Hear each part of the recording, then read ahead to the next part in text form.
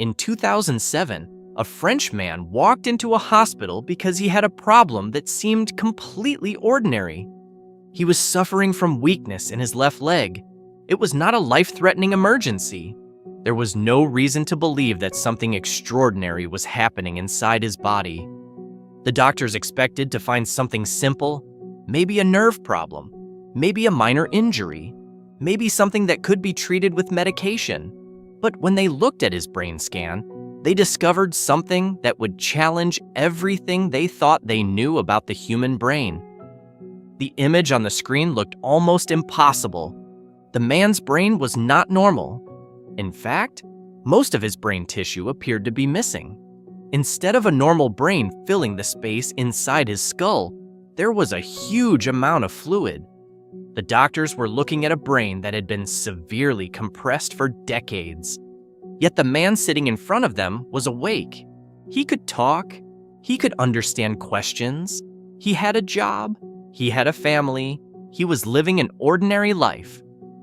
The biggest mystery was not why his brain looked damaged. The biggest mystery was this: how was he alive at all? For hundreds of years, scientists believed the brain was one of the most important and fragile organs in the human body. A small injury could change someone's personality. Damage to a specific area could affect movement, speech, or memory. So according to everything doctors understood, a person with this level of brain loss should not be able to live a normal life. But this French man's story showed something completely different. It revealed that the human brain might be far more adaptable than anyone imagined. And the strange journey that led doctors to this discovery began many years earlier. When this man was born, doctors did not know what his future would look like. As a child, he suffered from a condition called hydrocephalus. Inside the human brain, there is a clear liquid called cerebrospinal fluid. This fluid protects the brain and helps maintain a healthy environment. But in some people, this fluid does not flow properly. Instead, it builds up inside the skull. As pressure increases, the growing amount of fluid begins pushing against the brain. For babies and young children, this condition can be especially dangerous. Their skulls are still developing. Too much pressure can interfere with brain growth. In severe cases, it can cause serious disabilities or even death. Doctors treated the boy and tried to control the condition, but nobody knew exactly how his brain would develop. Most people would assume that losing large amounts of brain tissue would mean losing the ability to think, communicate, or live independently. But something unusual happened. The boy grew up, and he continued developing. He learned how to communicate. He went to school. He became an adult. Eventually, he found a job. He built relationships. He created a family. From the outside, there was almost nothing unusual about him.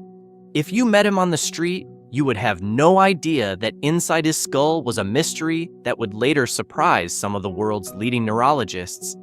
He was not a genius. He did not have supernatural abilities. He was simply an ordinary person living an ordinary life. And that was exactly what made his case so fascinating. Because the human brain is often compared to a computer.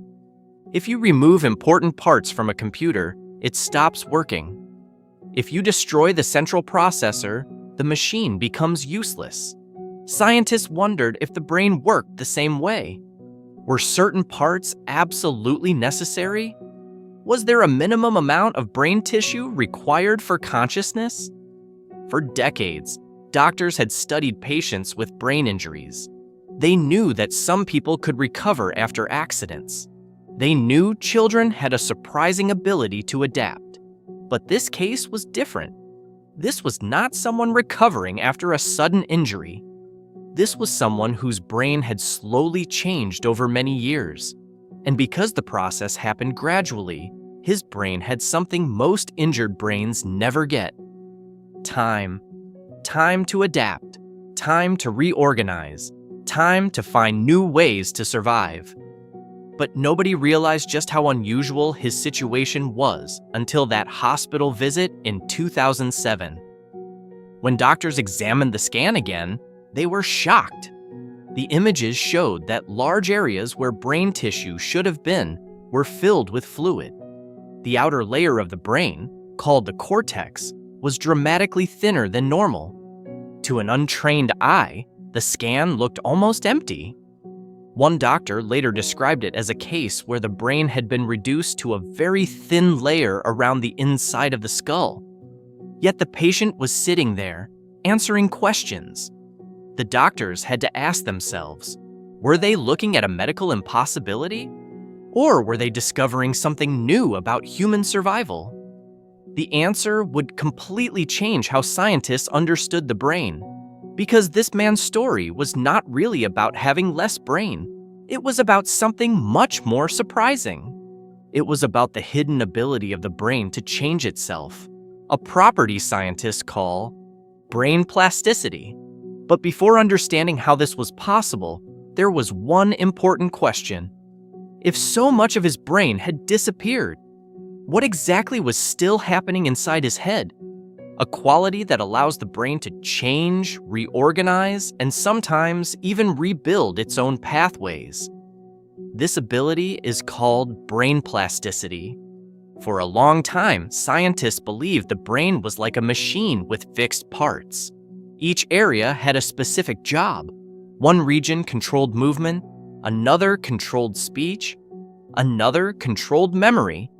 And if one of those areas was damaged, the ability connected to that area would be damaged forever. But over the last century, researchers discovered that the brain was much more flexible than they originally believed. The brain is not a collection of isolated parts. It is a massive network of connected cells constantly communicating with each other. When one pathway is damaged, other pathways can sometimes become stronger.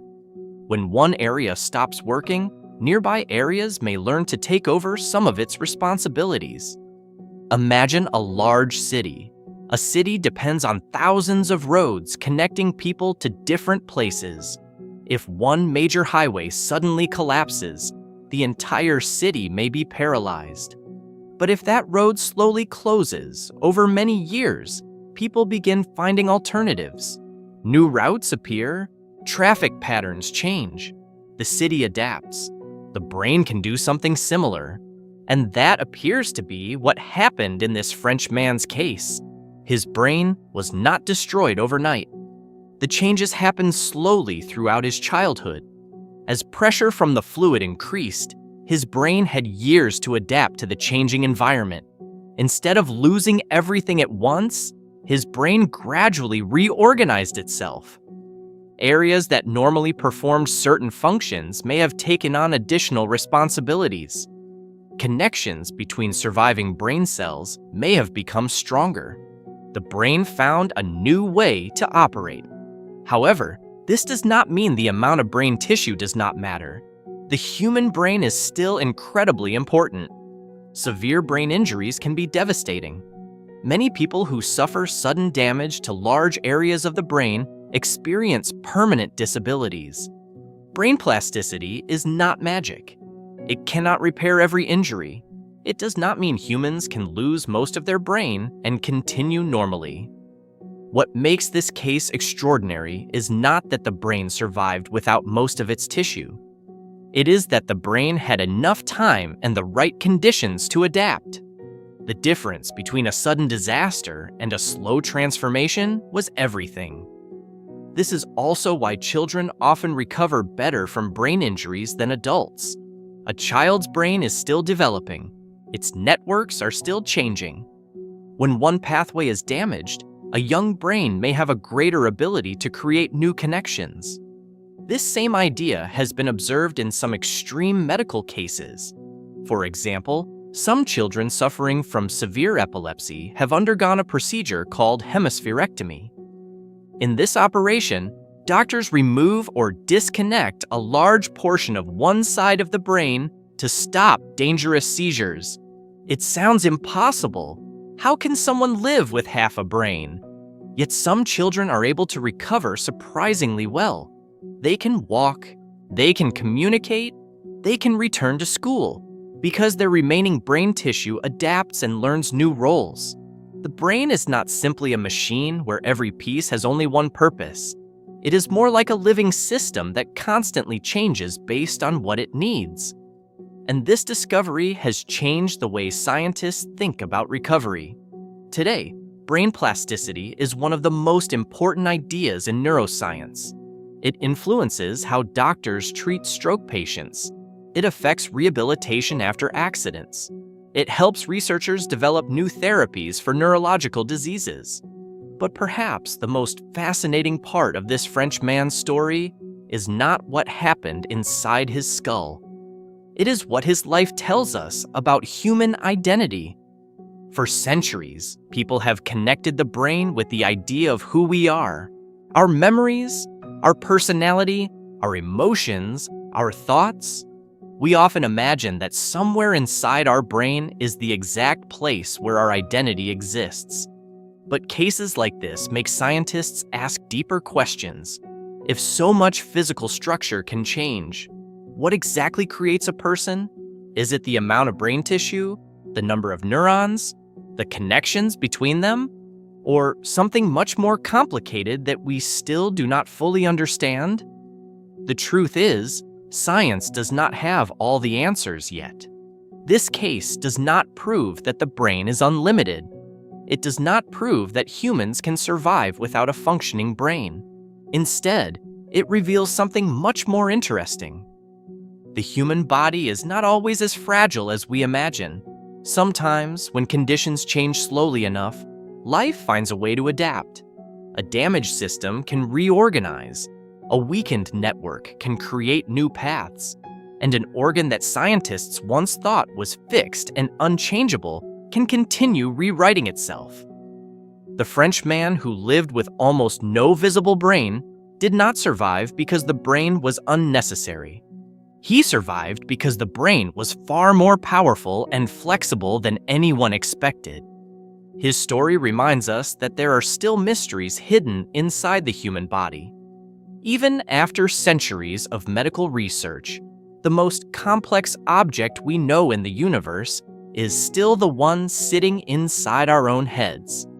And perhaps the greatest mystery of the human brain is not how much of it we need to survive, but how much more it is capable of than we ever imagined.